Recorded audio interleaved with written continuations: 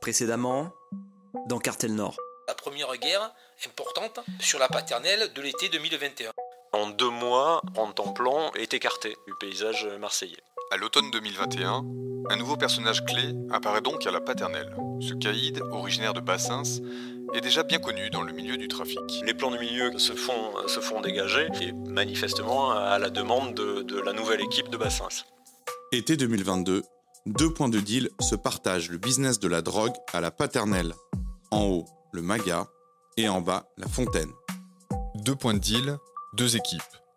À l'été 2022, ces 2 clans se regardent en chien de faïence, mais ça ne dure pas. Une série d'événements va tout faire exploser. Le Maga attaque la Fontaine. Début 2023, une véritable guerre éclate entre les 2 clans et plonge la ville dans le conflit le plus meurtrier de son histoire récente. La situation est devenue irrespirable à la paternelle. Cette histoire des glaçons, c'est un peu l'attentat de Sarajevo. C'est-à-dire que c'est le détonateur qui déclenche la guerre. Une guerre globale qui n'allait pas se contenter d'avoir lieu uniquement sur la cité de la paternelle, mais allait se propager à d'autres cités de Marseille. La guerre de la paternelle affole les compteurs. T'en fais un, tu m'en fais un. Bienvenue dans Cartel Nord, une plongée inédite dans le trafic de drogue marseillais. Un podcast original, La Provence.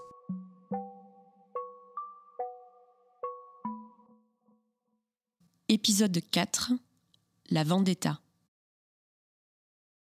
Automne 2022, 2 des plus gros clans de narcotrafiquants de Marseille contrôlent le trafic de drogue dans la petite cité de la paternelle. D'un côté, il y a le puissant clan de Bassens qui gère le point de deal du Maga en haut de la cité. Et de l'autre, l'équipe Yoda, affiliée à la redoutable bande des Carmes, contrôle le point de deal de la Fontaine en bas de la paternelle.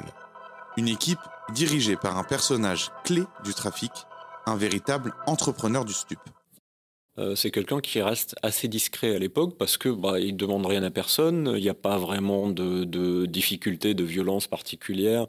Enfin, il est pas hégémonique. Il a un plan et demi en gros sur Marseille, sauf qu'il a quand même un des plus gros. Florent Bonnefoy est journaliste au service faits divers de la Provence, spécialisé dans les affaires de narcobanditisme. Son plan tourne tellement fort que ça devient quelqu'un qui prend du poids à Marseille. On dit qu'il peut dépenser des centaines de milliers d'euros par semaine. Et c'est quelqu'un qui se cache même pas. Il y a des gens dans son périmètre qui disent mais il a du culot, même qui l'auraient vu recruter en voiture un vendeur lui-même pour son plan. Il est tranquille, il n'y a pas de problème avec ses voisins et son plan tourne à fond. Face à ce véritable businessman de la drogue, se dresse un caïd venu de la cité voisine de Bassens. Un caïd bien connu dans le milieu du trafic de stupéfiants à Marseille, et depuis sa sortie de prison 2 ans plus tôt, il revient avec force dans le narcobanditisme. Ce caïd de la paternelle, au sortir de l'été 2021, il a gagné la guerre contre son ancien lieutenant, le dit Rantamplan. Il a récupéré le plan du haut, celui du Maga, mais aussi toutes ses anciennes cités. C'est-à-dire, par exemple, il y avait les Micocouliers, qui sont un pôle très important, qui sont un peu plus au nord de la paternelle, qui tombent dans son escarcelle. Donc ça devient quelqu'un de costaud. 2 équipes, 2 dirigeants extrêmement puissants. À l'automne 2022, l'entente de circonstances règne à la paternelle.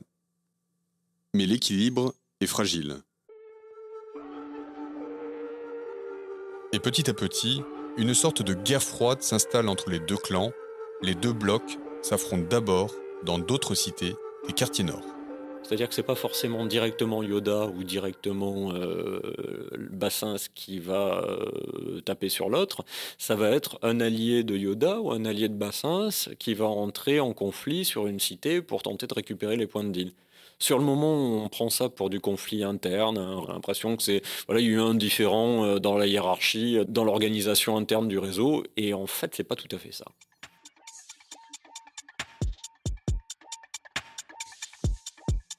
Le premier acte de cette guerre froide intervient à l'été 2022. Plusieurs fusillades entre les alliés des 2 équipes éclatent autour du point de deal de la cité des Micocouliers. Et un autre fait marquant survient le 17 décembre de la même année dans la cité du Castellas, à quelques centaines de mètres au nord de la paternelle. En pleine journée, près d'un point de deal, un homme de 28 ans est tué par une rafale de Kalachnikov.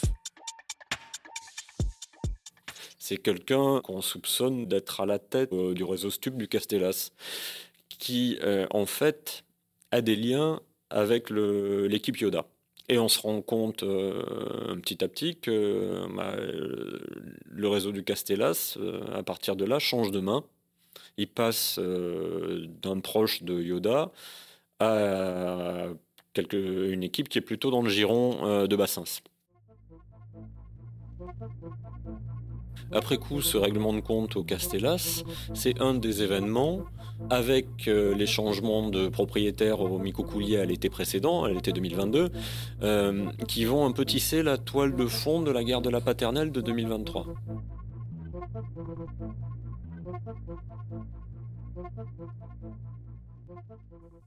Début 2023, la tension est maximale entre le clan de Bassins et l'équipe Yoda. Et dès le 1er janvier, après les fusillades dans les cités voisines, les premières frictions apparaissent à la Paternelle. Il est à peine minuit passé.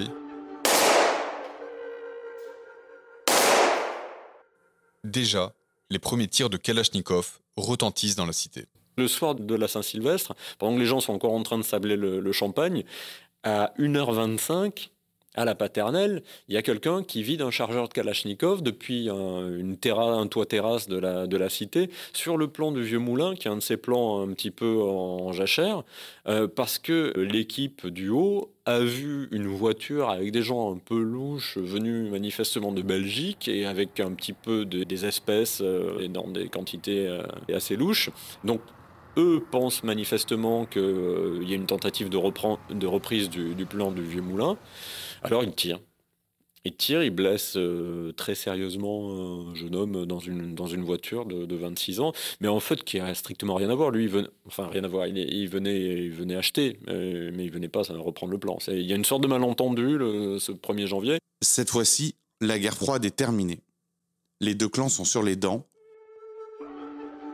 Et après les coups de feu, l'intimidation se poursuit. Le MAGA, le plan du haut, accuse alors ses voisins du bas d'avoir un accord avec la police. Les guetteurs, du point de deal de Yoda, oublieraient volontairement d'alerter la présence de policiers dans la cité.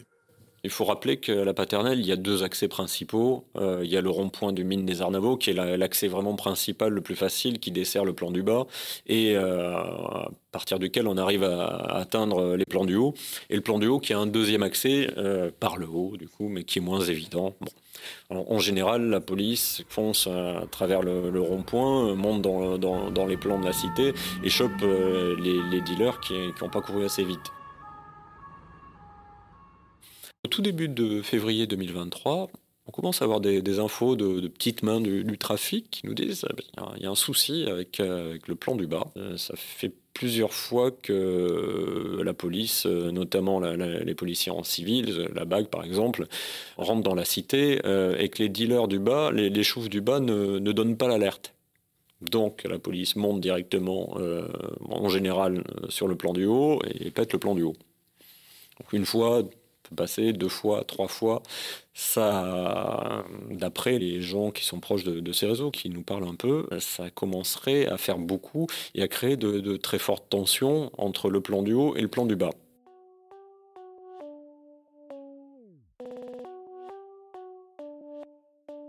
Début février 2023, la situation est devenue irrespirable à la Paternelle. Entre les 2 équipes de narcotrafiquants, le point de non-retour est atteint. Le 5 février, coup sur coup, à 2 heures d'intervalle, 2 fusillades éclatent dans la cité entre les points de deal de La Fontaine et du MAGA. Personne n'est tué ou blessé, mais pour la première fois, les 2 équipes s'attaquent frontalement.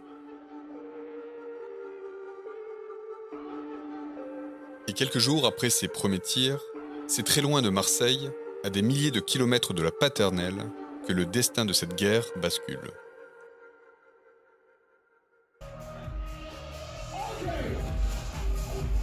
À Phuket, en Thaïlande, une rencontre va tout changer.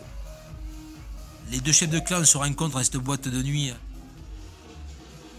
Nous, on le date à peu près au niveau du 9 février. Donc 3 ou 4 jours après qu'il y ait eu la première attaque sur La Fontaine. Philippe Frison est le directeur zonal adjoint de la police judiciaire de Marseille. On pourrait peut-être aussi penser que peut-être, vu ce qui s'était passé le 5 février, et sachant que les deux se retrouvent en Thaïlande, ils évoluent à un moment donné discuter. Peut-être pour essayer de s'arranger, trouver un compromis. Mais aucun terrain d'entente n'est trouvé ce soir-là. Et la rencontre entre les deux chefs vire à la bagarre. La légende raconte qu'un seau de glaçons est jeté sur l'un des protagonistes, un jet de glaçons comme déclaration de guerre. Cette histoire des glaçons, c'est un peu l'attentat de Sarajevo. C'est-à-dire que c'est le détonateur qui déclenche la guerre. Et dès le lendemain de l'affaire des glaçons, peut-être même quelques heures plus tard, il y a une première fusillade à la Paternelle, cette fois sur le plan du haut, avec un guetteur qui essuie des tirs de fusil d'assaut. Le surlendemain, 24 heures plus tard, c'est les Tourmarines, c'est un plan qui est affilié au bas de la Paternelle, à Yoda, qui est visé par des tirs. Puis le surlendemain, il y a encore une fusillade. Cette fois, c'est au Micocoulier, qu'on situe plutôt de l'autre côté. Le 15 février 2023, le conflit bascule définitivement. Une trentaine de personnes venues du MAGA, le plan du Haut, frappent à mort un guetteur de 17 ans, posté devant le point de deal de La Fontaine. C'est le premier mort de la guerre de la Paternelle. Déjà inouïe, l'escalade de violence monte alors d'un cran. Et quelques heures seulement après ce tabassage à mort, à proximité de la cité, un dealer du clan de Bassins est visé par une rafale de Kalachnikov.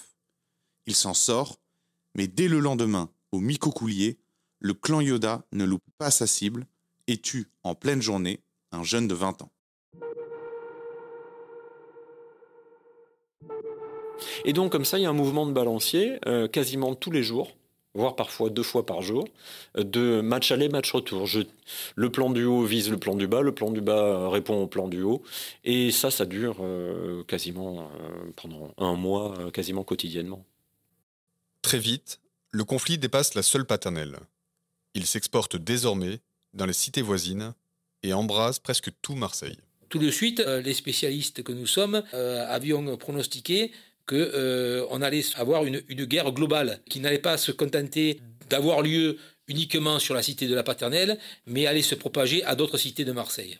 Et c'est pour ça que à partir de février 2023, ça a commencé ensuite à se propager sur Félix-Piat, et ensuite on a eu les Tourmarines, on a eu Fontvert, on a eu la Busserine, toutes les grosses cités du 14e, 15e ont été impactées, et ça a donné lieu à un nombre incalculable ou très important de faits.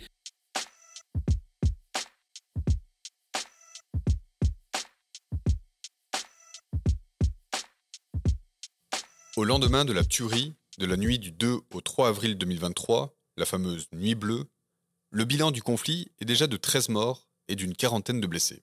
13 morts et près de 40 blessés en seulement 2 mois, la guerre de la Paternelle affole les compteurs. Et derrière ce bilan effroyable, le nombre de fusillades impressionne. Il y a toujours eu sur Marseille des attaques de points de deal, et faites par des équipes commando. C'est-à-dire qu'on voyait arriver dans certains points de deal de Marseille, des équipes avec 3 ou 4 véhicules volés faussement immatriculés, de grosses cylindrées, avec des gens qui se trouvaient en tenue noire ou combinaison avec de l'armement lourd, qui rafalaient soit en l'air, soit en direction du point de deal, en disant on est chez nous, on est chez nous, on est chez nous. Voilà. Et chassaient et s'installaient et reprenaient le point de deal. Ce qui a changé, c'est que dans le cadre de leur riposte, c'est-à-dire on va tirer sur le point de deal. Voilà. Donc, mais pas pour le reprendre obligatoirement, mais pour montrer qu'on a la capacité de répondre. On sait que le point de deal appartient à l'équipe adverse. Vous nous avez tiré il y a 1 heure avant sur notre point de deal, on vient de tirer sur le vôtre. Ce qui a changé un peu aussi, c'est la réactivité des équipes en matière de riposte. Avant, ça mettait 2, 3 jours, 4 jours, 5 jours, on n'était pas dans cette riposte. Là, on est en riposte. Il y a des nuits, ça tapait au Castellas, ensuite ça tapait à la Joliette, mais le deuxième était la riposte du premier. Et combien de fois ça s'est passé au cours de cette guerre où on l'a vu, où on pouvait compter dans la même nuit, je t'en fais un, tu m'en fais un.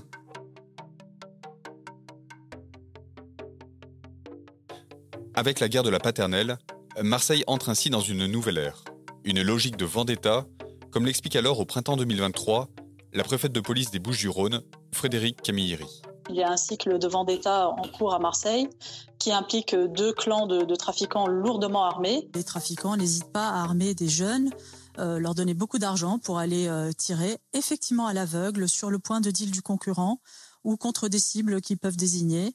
Et ils se préoccupent assez peu, ces tueurs, de qui peut se trouver autour, et ils n'hésitent pas effectivement à aller tirer à l'arme de guerre. Et derrière cette logique de vendetta, un nouveau phénomène apparaît au grand jour au lendemain de la triple fusillade de la nuit du 2 au 3 avril 2023. En remontant la piste du tueur présumé de la fusillade du quartier de la Joliette, les enquêteurs tombent des nues. Devant eux se dresse alors un jeune homme à peine majeur, le visage plein de boutons d'acné et totalement déconnecté. C'est la découverte de Matteo, un gamin de 18 ans, déjà soupçonné de 7 meurtres. Un nouvel épisode de Cartel Nord, chaque mercredi sur les plateformes d'écoute habituelles. Cartel Nord est un podcast original La Provence. Retrouvez tous les autres podcasts sur laprovence.com.